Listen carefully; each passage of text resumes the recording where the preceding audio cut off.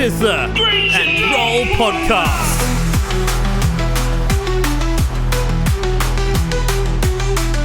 With your hosts, Chibbsy and Mad Dog.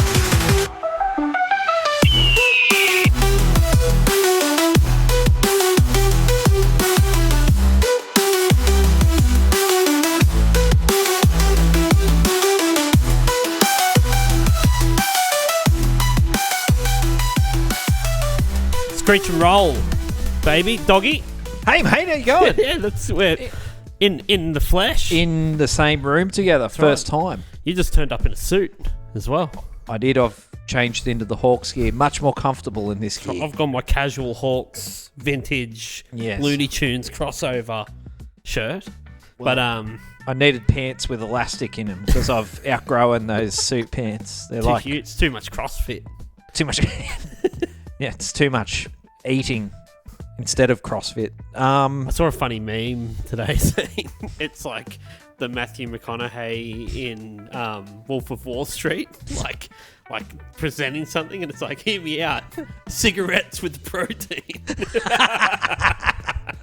Hear me out here. Yeah, like it. Right. Yes, we're on. We're on again. Yeah. We're on again. We're back. We were on, we fell off. Yeah. Now we're back on again. What worries me is every time we've been on, we've had a complete arse the next game. Yeah. So this wasn't an easy win. It's a win. But it was a win. Yeah. So we beat Perth over there. It's a good effort to go over there and win. Yep. 85-84. Damn. What a screamer of a finish. And I have to admit that watching it on TV, I got up and left the room multiple times in the last 20 seconds of the game. You did some walkouts. And was popping in and out because I couldn't handle it anymore. I was just like... It was intense. I got to the point where I don't think of myself as a superstitious person, but apparently I am, where I'm like, it's going to be me that jinxes this for the Hawks. Yeah. And they won't. And if they know I'm not watching. Yeah. Like, McGee will hit these free throws. Knowing you, it's really only the Hawks where you behave like that. It really is. Yeah. Like, I'm next to convinced that... I've had it with the Wanderers as well, where every time I watch the Wanderers play at Jazz's house, they lose. Yeah. And I'm like, I just don't watch them. I'm like, I'm not going she's there. like, the Wanderers game's on. I'm like, well, I can't watch it here, so what good is it telling me? Yeah. Why are you saying this to me? You know I'm not going anywhere near you. Yeah, so I was so nervous towards the end of it because it was just such a... it was a game that I'm so glad we came out a winner. Mm-hmm. And just to show that we can win a absolute scrap fest. Tight game. It's... this was Intercontinental Cup. Remember, we were at your place watching it, and we were playing the Brazilian team. Flamengo. And it was... It had 20 or 18 seconds to go, and we were up by 6 or something. Yep. And everyone's like, good, and we've got pretty... I'm like...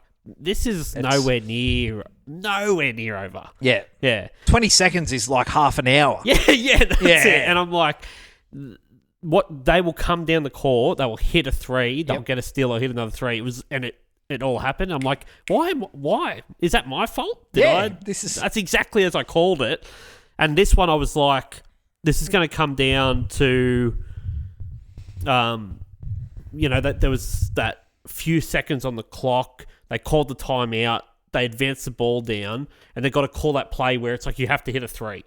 They drew the play up. That's it. Run it. You have to hit the shot. And apparently the play was drawn up for Henshall to take that shot.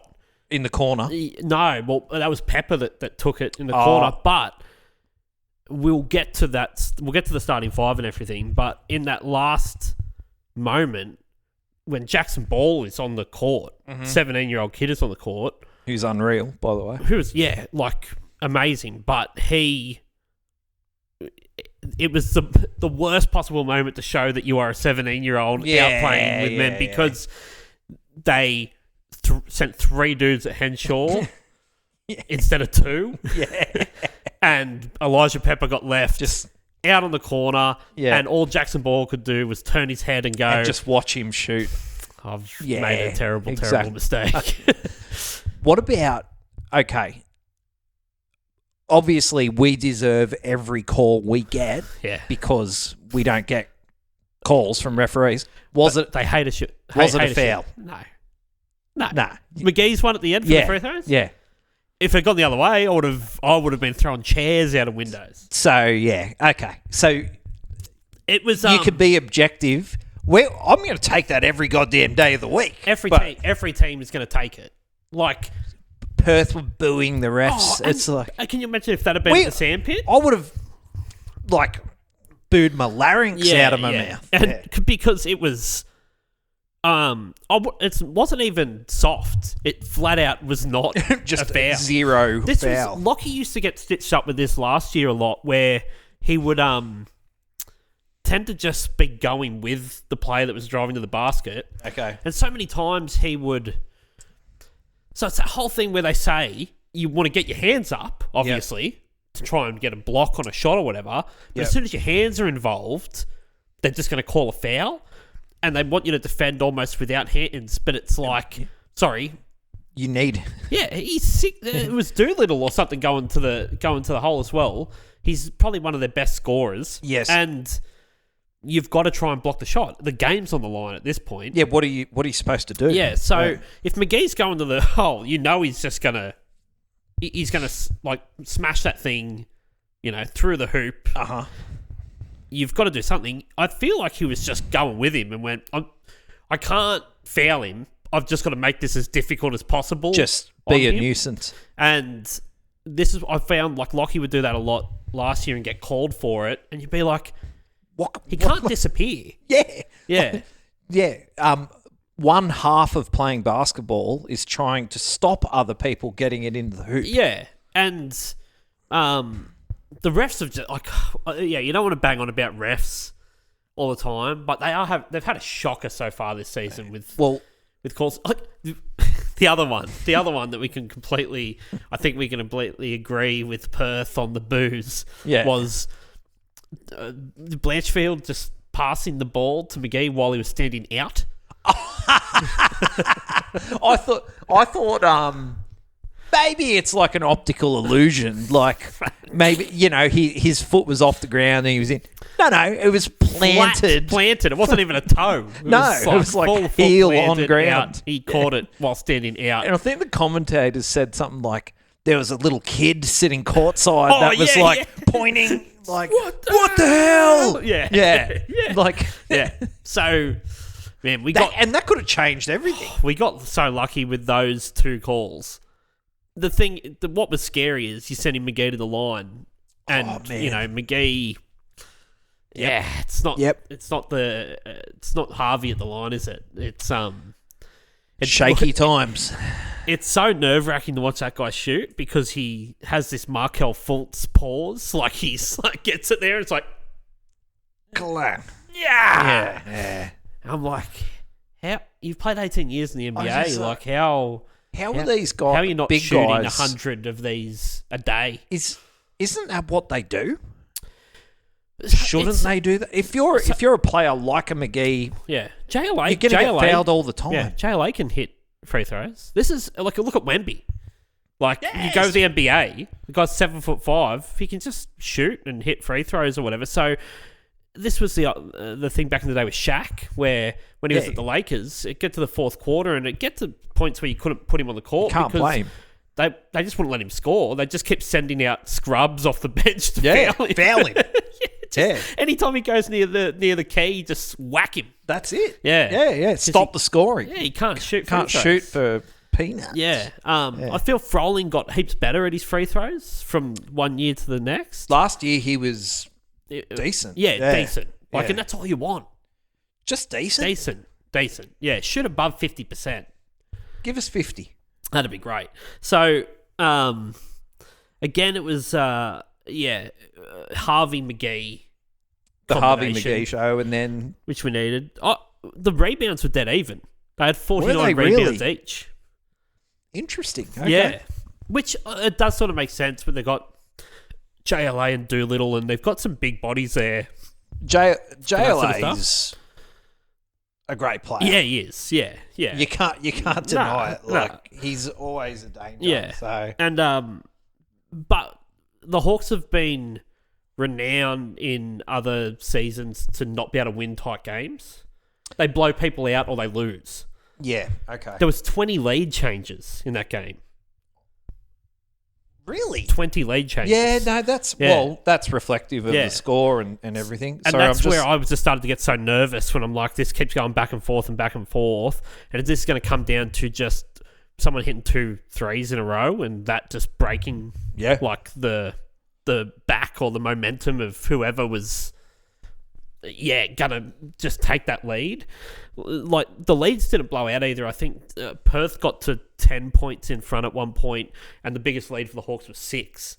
Yeah, okay. Yeah, I think, I've said it I've said it pretty much every game, but that, because it was the scrap, and because it's character building, that feels like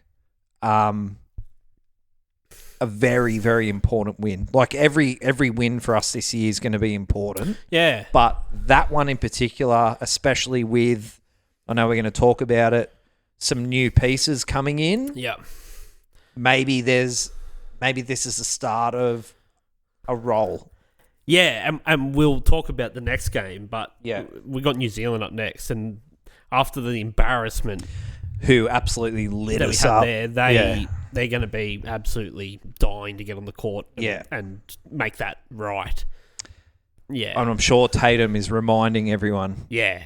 Show him tape. 100%. Yeah. Jonah Bolden looked good. It seems to be starting to click with him It's as well. starting to make sense. Where when McGee's getting that rest, like he was that big body, he was pulling rebounds, but also just good outlet passes and making the right reads of what to do.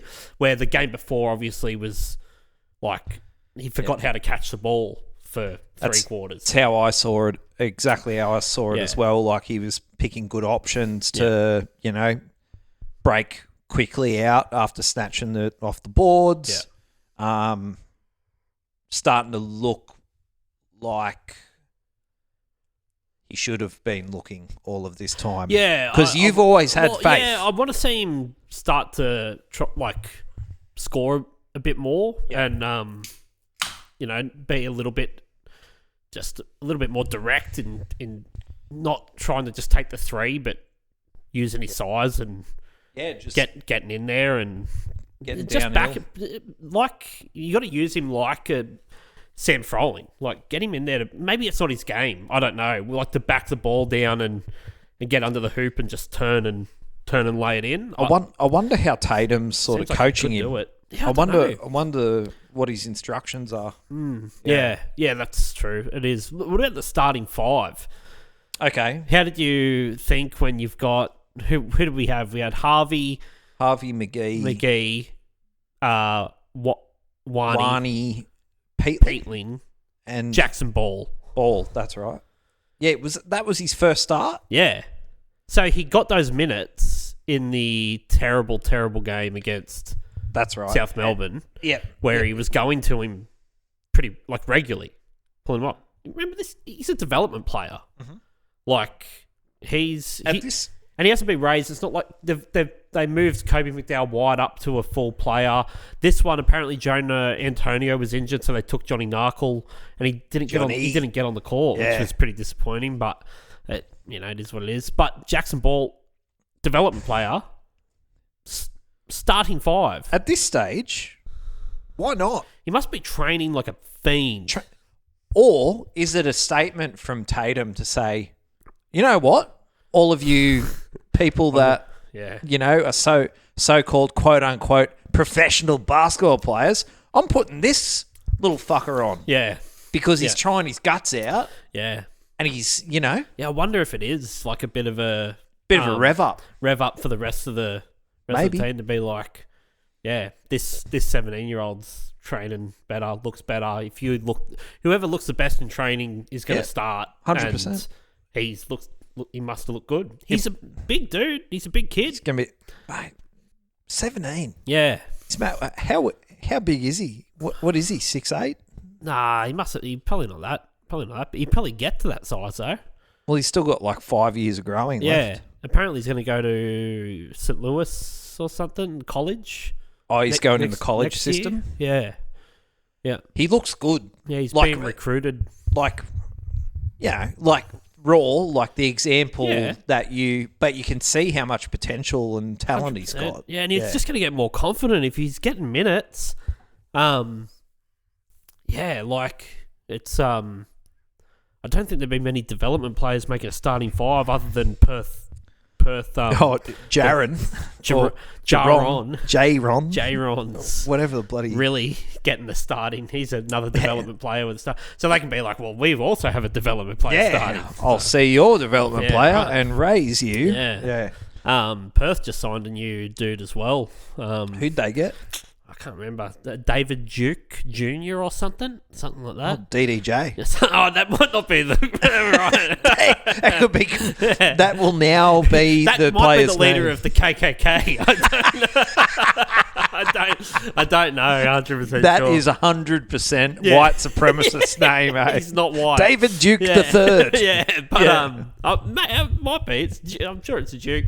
Yeah, he looks good as well. But they're bringing in their Mason Jones replacement. I wonder if really has another son that he could maybe. Yeah, that's true. I have to look into replace him with. Yeah, maybe they'll ship this guy out soon and sign another really. All right, well, let's do our player of the match. Yes.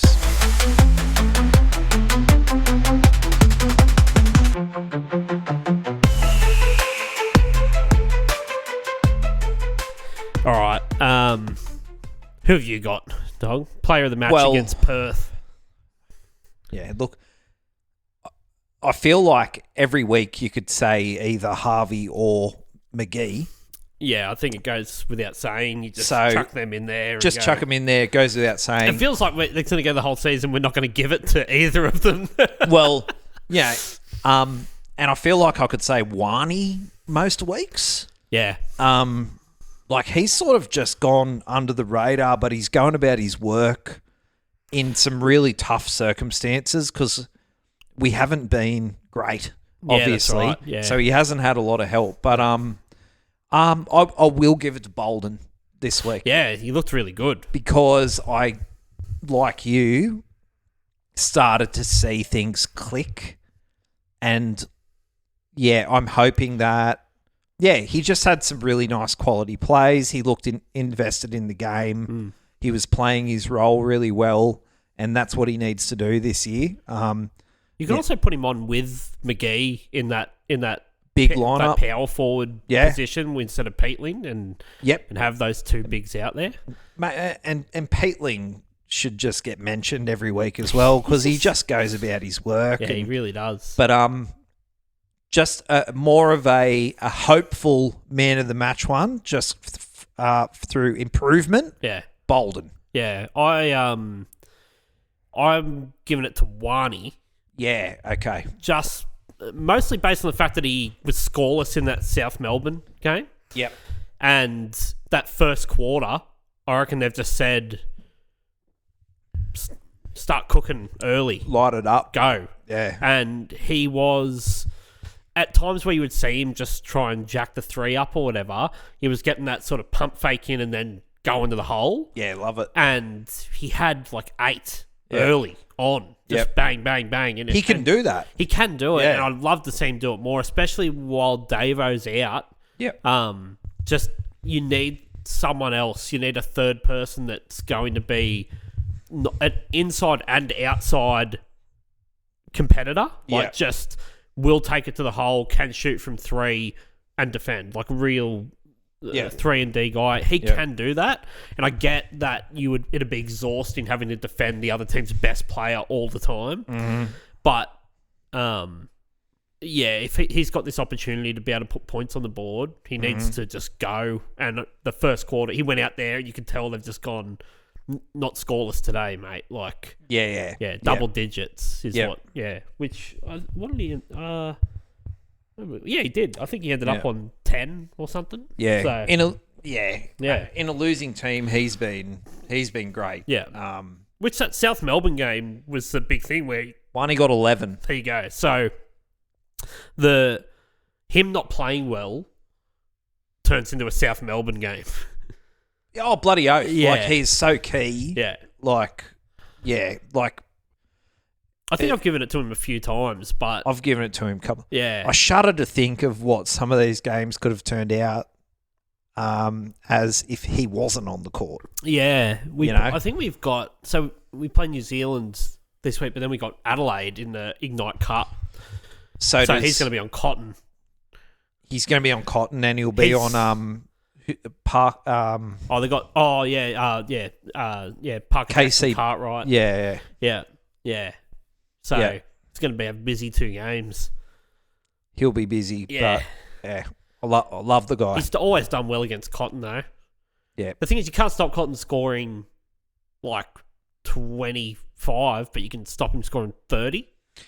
That's pretty much. If Wani did a job on him where he scored 25, that's job done. 100%. Yeah, big time. Look at him, Cotton the other night against Cairns when there was no one. He puts 50 up. Yeah, like nothing. It wasn't anything. It's like it wasn't hard at all. Second gear. Yeah, to go 50 points. Yeah, so crazy. Yeah, nuts. All right, that's good. Bolden and Wani. Good on them. All right, let's move on to the Chris Goulding Flop Award. We're just happy that Chris Goulding didn't hurt himself flopping in front of us. All right. Did you have anyone? Do you know what? I'm Flop Award. Just so pleased that we actually won in a tight scrap that I wasn't. Honestly, we could really focused on it, but I'm happy to go with you. I wasn't either. I had to go back and watch. I watched the mini match. Okay. Just to get a vibe. Yeah. Because I like to give it to someone. It's got to be given out week after week. Yeah, sure. Yeah. And I can't give it to a hawk. We're not. Come on. We're flop. perfect. We don't flop. Yeah. So I'm going to give it to Ben Henshall. Yeah. Love it. And if for nothing else, for having the haircut of a 3-year-old. Annoying face. Yeah. And because that can be the reason we give the flop award. It's just an annoying. Just don't like just people. Annoying. Yeah, that's right. Annoying to look at. Yep. He's good. That's annoying. Yes. And then the fact that he goes to a barbershop and pulls out like a preschool photo from 1983 and goes, this is what I want. And they go, really? You want early 80s preschool? He's like, yep. Yeah. That's what I want. It's coming back. And he then goes, this is great. See, I'm bald, but he chooses that. It's so... I have no choice about this. It's shaved sides, but not a mullet, but a bowl at the front. Is it the emu cut, where it's like the emu bum down the back? Yeah. So it's got an emu bum, but bowl. But bowl at the front. Bowl at the front. Yeah. It's like, should he be riding on the short bus with that haircut? It's a simple jack cut. Yeah. Yeah, that's right. Yeah, it is. Oh, Jesus. Yeah. That deserves a flop. Oh, yeah, come on, mate. Like that, the flop award is just... you're on national TV all the time. You are actively choosing this. He's not riding the bench. He's on the court. Like they're filming him. Dude, do you know you're on television? Yeah. Look at it. Look at it. Oh... Yeah, that's a good one. Yeah, gonna give him the flop award, mostly based on his haircut. Yeah, perfect. Not any other reason. Perfect. Yeah. But hand the trophy out. Yeah. That's it. All right.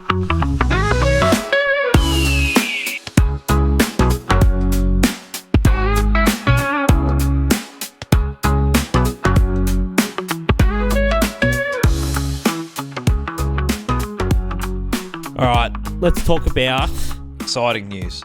The exciting news of bringing an import player in that might play Friday night. I'm bloody excited. I keep waiting to see Willie? footage of training or anything. Yeah. And any word. It is dead quiet in the Hawks camp. Does the curtain get lifted on both QJ and Davo? Okay, so I saw the fellas from Hawks Hangout chuck up a thing saying, like, is Davo? You reckon Davo's back? Yeah. And I just wrote, I'm like, please, Just yes. Yeah. I just want Davo back in the court. If he can't, apparently he's got some super unstable eye socket. put a mask situation. on, mate. Mask up. Get the mask on. But I just want to see him play basketball again. It's one of the greatest things ever is seeing that guy play. I feel like joyful. Yeah, I'm hoping that momentum hasn't been lost for him. Yeah. And he's not like getting in his own head. There's pressure on him to do it. I think the sooner he gets back, gets into the rhythm. I don't want him to go crazy and try and push everything to the limit. Just get on the court and do what you do. Like just be better than Jordan. Score when you're told. Go score. I don't think it's going to take long for him to. Look, I'm not putting pressure on you. Yeah. But just be better than Michael Jordan. Yeah. Oh, he already is. Yeah. Yeah. Be your usual self. That's right. Don't go below his stats. Yeah. But yeah, new signing, QJ Peterson. Now, I'm going to put it out there. Yeah. And I don't like to say I told you so about J-Rock. Yeah. But I did tell everyone so. Yeah. Then I kind of flip-flopped a little bit, but, I didn't have a good feeling. I have a good feeling about this. Yeah, I feel good about it as well. I feel because I don't think Tatum messes up twice. No, also, this sort of seems a little bit more front office-y as well, where they might have had their eye on him. Got it. At some point. This might have been a guy that was in the cards of, like, here's the import. These are the options. And I think Tatum's gone, I've worked with him. Okay. I like him. I think he's a good guy. He's going to be good in the locker room. As a backup guard, he'll be fine. And at the time, Davo was the plan. And yeah, that's right. So I think maybe they had their eye on this dude anyway. Just what makes me think that it's going to go better is he's 31. Yeah, okay. He's been around. He's played lots of different places. Yep. And he has always put up stats. So no matter where he's gone... Have you been watching his highlight reels? Yeah, I have. And you don't know because you've seen the best of. He's not a big guy. He's 6 foot. Okay. So he's a small guard. That's okay. But that's fine. 31. So experienced. Yeah. I wish I was 31. Yeah. Well, he's not going to have... like J-Rock, it just seemed like the moment was too big. Yeah, for him. For sure. He'll bring a call ahead. I think. He's going to be like, I've done this for 15 years. Pass I've me been the a ball. professional for 15 years. Yeah, I do what I do. I score 24 points a game. Yeah, I get X amount of rebounds. I will get X amount of assists. I'll do that for you. No worries. And really, you've always been looking for someone to take some of Trey Kell's numbers. Yes, that's exactly the thought that I had. To be a scoring threat other than Harvey and McGee. Yeah, man. I mean, dude, if this guy can average 20 a game, yeah, it's massive. Massive. The thing is, even if it's 16, even if it's 18, double double digits, but double digit, another double digit scorer. Because I think Davo will be when he comes back as well. And then if you've got him, you can move Harvey back into the position he wants to play, that shooting guard position. Yes. You've got a point guard that is experienced and knows what he's doing. And, I know it's China. Who did you say he played for? Xinjiang Flying Tigers. Yeah, that's right. Yeah. So 20 points per game, 5 rebounds, 5 assists. Yeah. Solid. And the guy's put up 50 multiple times. Yeah. I've seen some of those reels. He's almost running to like the free throw stripe and like stepping back from there to like hit threes. I'm like, yeah, damn. which is actually it is that Trey Kell-esque sort of play. Yeah, where he would, do that. Harvey does it as well. Yeah. But Trey Kell was good at that. He obviously doesn't have the size of Kell. Kell was pretty big. But just to have a threat from deep that people are going to have to respect and defend, and the more people we can have like that, because we really are lacking that 3-point shooting threat other than Harvey. Yep. Which means you can double team McGee. That's right. Because Harvey's the only one that's going to consistently be able to score threes. Absolutely. If you've got another guy out there, yep, it's going to become. I just think it's going to become just mathematically, it becomes real difficult. Correct. To deal with two people on the perimeter that can score threes at a high clip, and you've got a monster in the key. I love stopped. it, and I'm sure that he's gonna. Is he already here? I think he must be. This is what I mean. It's so quiet because, when it was J-Rock and when it's been anyone else, you've been like this. You get footage from the airport. You get this sort of thing. I wonder if they've gone like, we don't want any pressure on this guy at all. Mm-hmm. Like, nothing. We go rodeo silent on him. He just turns up on Friday. He's in a jersey and he's on the court. We're training at Berkeley. Yeah. Just like super just low drop key. him off at Berkeley. Yeah. And, so if Davo's back and he is back, and he has his first game, because there's not going to be any expectation on him like there was on J-Rock. J-Rock was brought in to be like, okay, well, I guess Davo's not playing, so... J-Rock got a rough deal, man, and it is what it is, but... I still don't think he would have been better than Bales as a backup guard. Yeah. I still think he would have ended up as the third choice, and why you would use an import spot on a third choice point guard, doesn't make sense to me. But, I think, they don't want any pressure on him. I think he's just we're going to get to Wollongong on Friday. And see who comes out. So I want to ask you this. So we've got QJ... and we've got Davo coming back into the mix at some point. Yeah. Does Davo run the second unit? I think so. I think so too. I think that's probably the best fit. Yeah, I think I know Tatum came out and said that he's got the keys. Things now, have changed. But things have changed because he unfortunately got injured and the J-Rock thing did not turn out and it's taken too long to come back and we've just had to get a guy that is a starting guard. And we're going to need you to do what you did for us last year. I think he thrives in that role anyway. He might win it back. He might get that starting spot back. You don't know, but you need to have scoring threats on the court at all times. All times. It's no good if you've got to sit Harvey or this new QJ. That sort of thing. And Bales just isn't the scoring threat that he needs to be in that position. And Jackson Ball doesn't seem to be, he's a kid. You're not expecting him to score 12 points or 14 points. So Davo coming on, we saw Davo get 20, almost triple doubles running the second unit.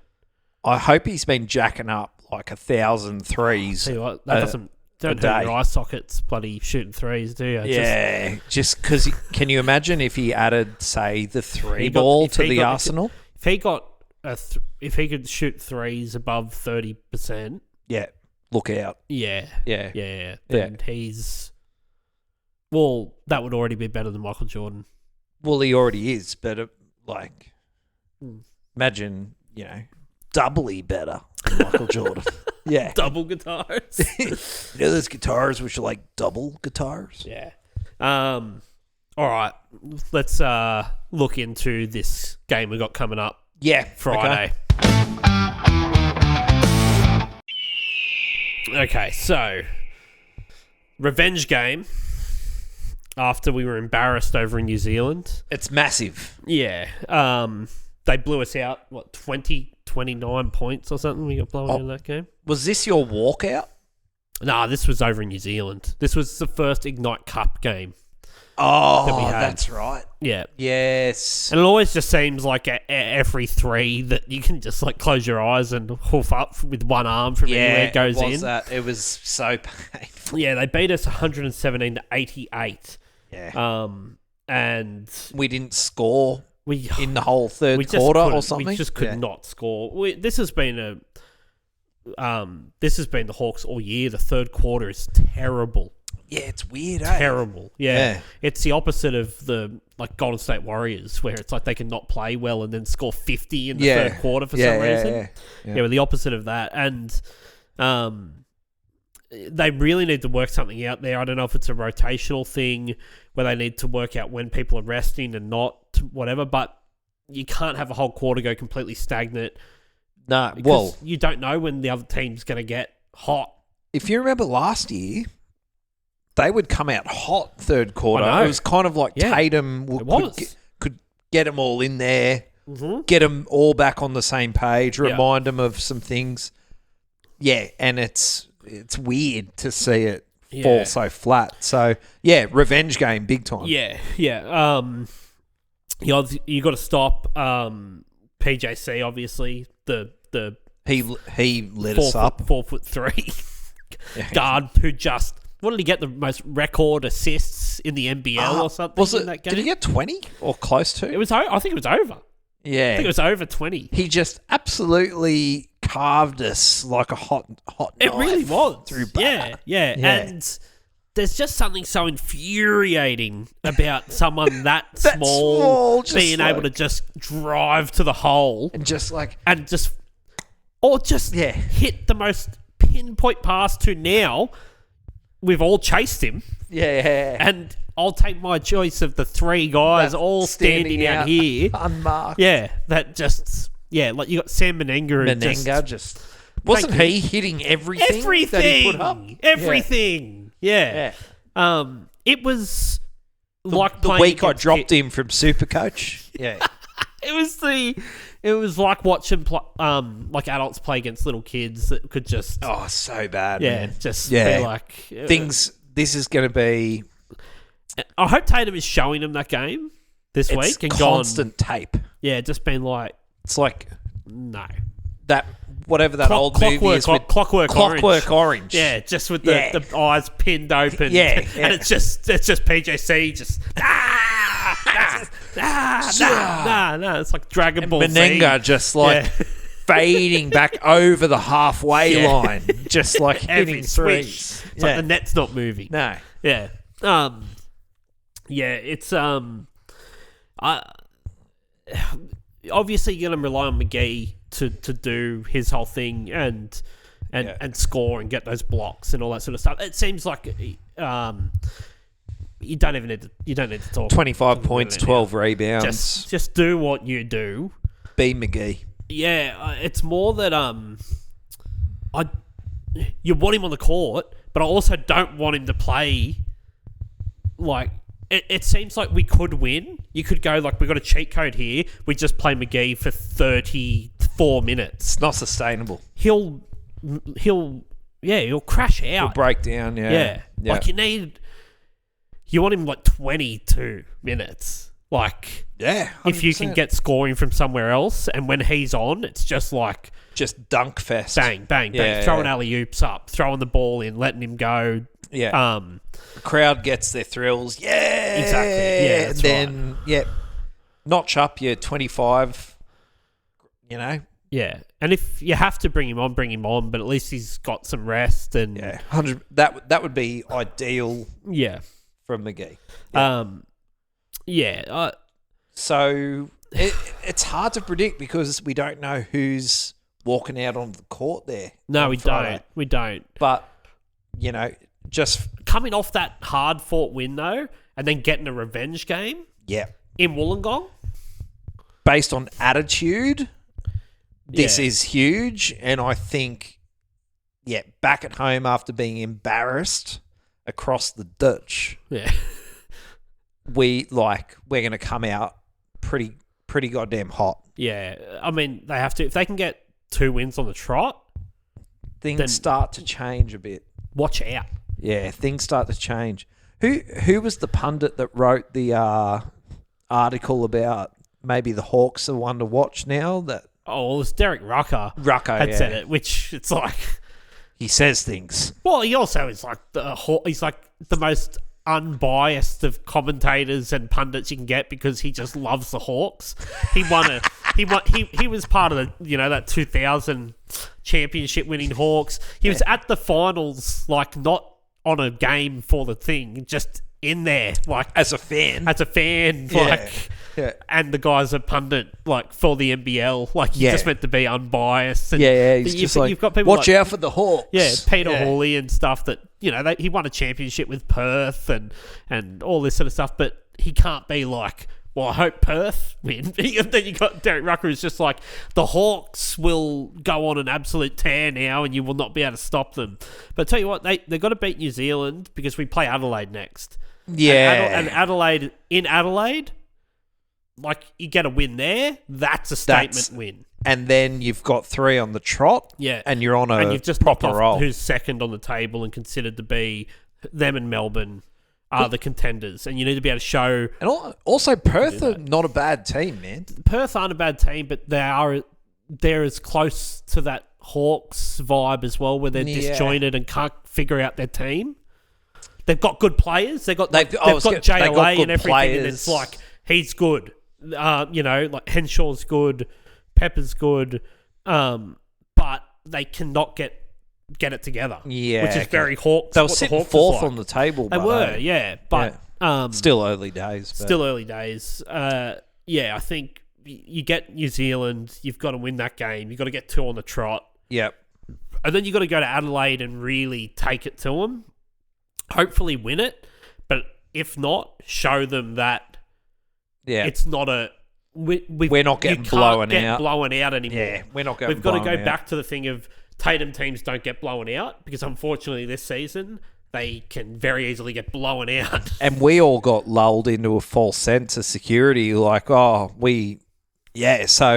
that's why the start of the year's been so hard, because to watch what's been happening is like just to see what? Yeah, the Hawks be down by 20. And we've been down by 20 before, but you're always like, they can come back. Yeah, 20. But now you go, they haven't scored in 5 minutes. 20, this could become 35 pretty soon. Yeah, because it's like, it's 5 minutes in the third quarter and they haven't scored yet. And you're like, oh my God. And we can't have that. If you're not going to win every single game, and I think teams like, Melbourne look unbeatable at the moment, but you never know. Like, no one's unbeatable. And Melbourne went like this last year, where they were just on a tear, and then fell into a slump and lost a bunch in a row, and it looked real weird. And I mean, Sydney stink. Cairns stink. We were, and everyone was real high on Sydney. Yeah. I love to see them stinking. Oh, but we need to stink less as well. Yeah. So, Adelaide, Melbourne, Tasmania, and South Melbourne. Yeah, and I think the Phoenix are in second at the moment. Their shots are landing. Yeah, they're going good. Yeah, and they're scoring a lot of points, So Tasmania just keep winning really tough matches and getting there. So, we've got to win. You obviously can only win what's in front of you, but one step at a time. Let's get this New Zealand game, get a win on the board there, and go to Adelaide and bloody take it to them. Get into it. Yeah, I'm keen and fingers crossed we have struck gold with this import. I've got a good feeling Wouldn't you love this guy just to come in and hit like 7 threes? Yeah, I've got a good... I actually have a good feeling about it. Yeah. So we'll wait and see who runs out on the court. On Friday. Yeah. Hard to predict, but at least we know the attitude and the mongrel should be there because nobody is going to want that to happen in front of a home crowd in Wollongong. Nah, not at all. Yeah. Nah. Yeah. Winning by a point in Perth could be the turning point. Could be. Yeah, that's it. All right. I think that's good, Doggy. Make sure you are following us on YouTube, Instagram, Facebook, X, Threads. Yeah. Where all the action is happening. Where you control the action. I think is that the slogan for Threads? Where you control the threadshin. Yeah. At Screech and Roll. It's good. We've been getting YouTube subscribers and nice. It's good. And people leaving comments and all that sort of stuff. So it's good. Yeah, keep them coming. We're just chatting about the Hawks. So right. Get on board. Go you Hawks. All right. Screech and Roll.